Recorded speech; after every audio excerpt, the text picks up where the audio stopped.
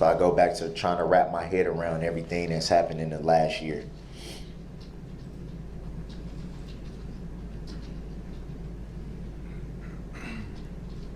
Praying for those families, praying for the people that tragically lost their life, because that should not be lost either. The fact that there was lives lost, and all the emphasis has been put on the alleged defendant, and the people have been disregarded.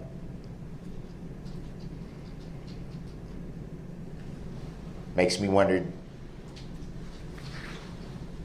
does the DA even care about those people?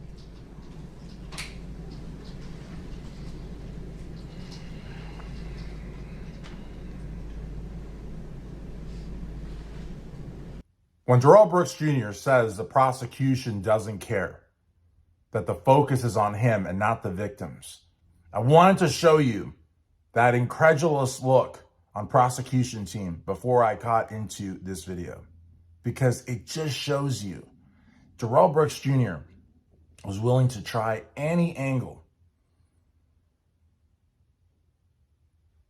to get under the prosecution's skin, to get under the jury's skin, to get under the judge's skin. He probably knew that he had a losing fight. He probably knew it very, very early on. There were moments of levity. There were moments where maybe he thought there was some clarity, some light at the end of the tunnel, some objections that he won, some good questions that maybe made people uncomfortable. But he had to know that he was on a sinking ship. He had to know that it was a foregone conclusion that he was going to be found guilty and spend the rest of his life in prison.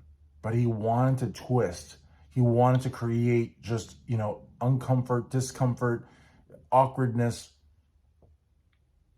And I don't know if he thought that even a single juror was going to identify with it, but I almost wonder, what was he thinking at the time? What was the thought process to say that prosecution team didn't care about the victims? Was he trying to paint prosecution team in a negative light to the jury? Was he just trying to just take a jab at them? Was he needing to do that in order to sort of create this narrative that would allow him to get emotional? Because it's almost like he cried on command. It's almost like, these actors, they can do a part, they can jump in and out of a part, almost like someone that is suffering from a really, really severe mental illness. I mean, they are that good and that convincing. But other actors, most actors, they need a little bit of, a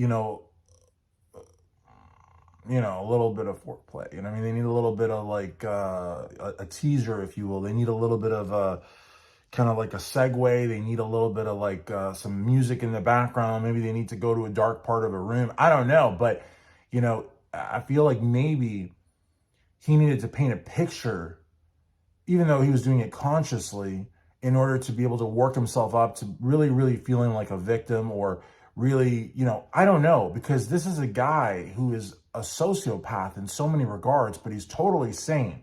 And I don't want to say anything otherwise, because,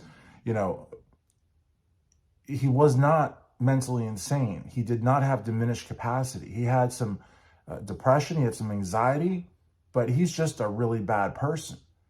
But I feel like maybe him trying to paint this picture for himself was what he needed to get into this character of being distraught and sad and cry. And because he welled up and he cried quite a bit. I mean, that was real.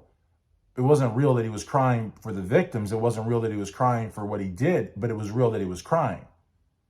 So I just don't understand, what was the angle in trying to say that prosecution team did not care about the victims? Was he trying to shame them? Or was he trying to maybe reach one juror, Because that's, if he had at least one juror, at least, the jury wouldn't have decided in 2 or 3 hours like they did. But the fact is that I don't know what the goal with that was. But then afterwards, he said a lot of nonsense as well, such as there's suffering on both sides, which is, about as, insensitive as it can get. I mean, there's suffering only on one side. Your suffering and your family's suffering doesn't matter, because you're the person that committed this crime.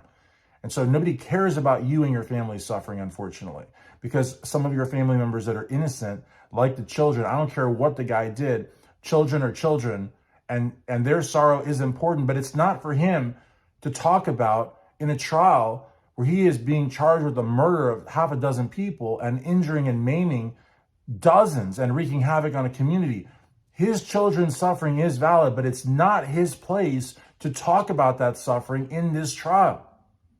But what was he trying to accomplish by saying that the prosecution team didn't care about the victims and was only focused on him? That they were all work, that they were insensitive, that they were cold-blooded? I don't know. Maybe he was trying to make them look bad in front of the jury, or maybe he was just trying to take a jab at them. Whatever it was, they didn't appreciate it, obviously.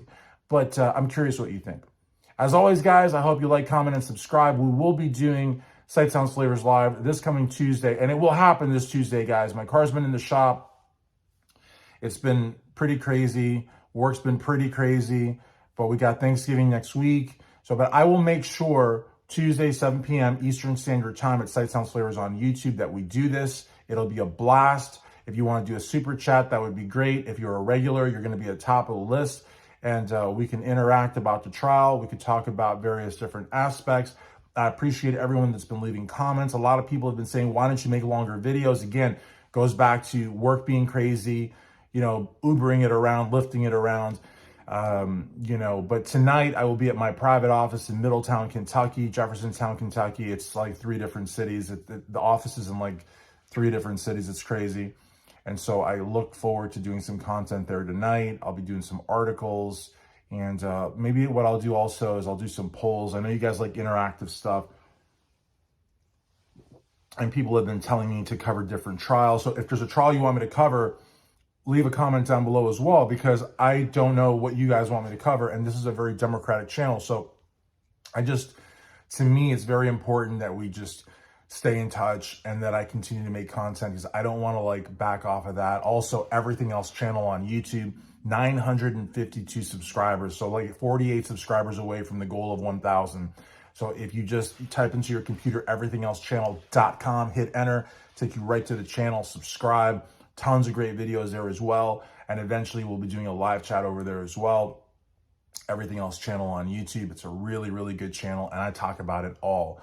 I was just in Florida this past week for my birthday. My birthday was November 13th. So if you want to leave me a belated happy birthday down below, it would be much appreciated. I hit the big 4-5, not Donald Trump, 4-5, 45 years old. But, and that's another thing. I mean, I might talk about politics a little bit on Everything Else channel, but politics to me is just soul sucking. It's draining. And it's, at the end of the day, it's one of those things that, it's just, you burn bridges when you talk politics. But like I said, Everything Else channel, I'll talk about everything else. I'll talk about that as well. And I hope that you guys will stay tuned here to Sight Sounds Flavors, like I said. And I hope you guys will leave a comment on this video, because I gotta be honest with you, somebody sent me this clip and they said, what do you think Darrell Brooks Jr. was trying to do? And I watched it, and I don't know what he's trying to do. I don't know. Well, I do know. I think I know, but I don't know. Was he trying to make the prosecution team look bad? Was he trying to go specifically after individual prosecutors? Was he trying to get some reaction out of the jury? Was he trying to, press it with the judge to see if the judge would interrupt him, even though it was his closing argument? She probably wouldn't have, but was he testing the judge?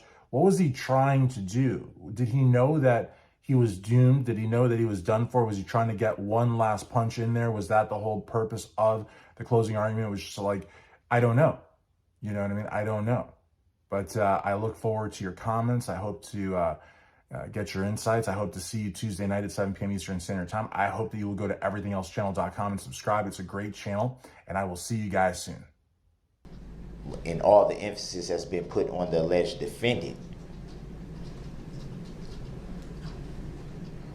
And the people have been disregarded.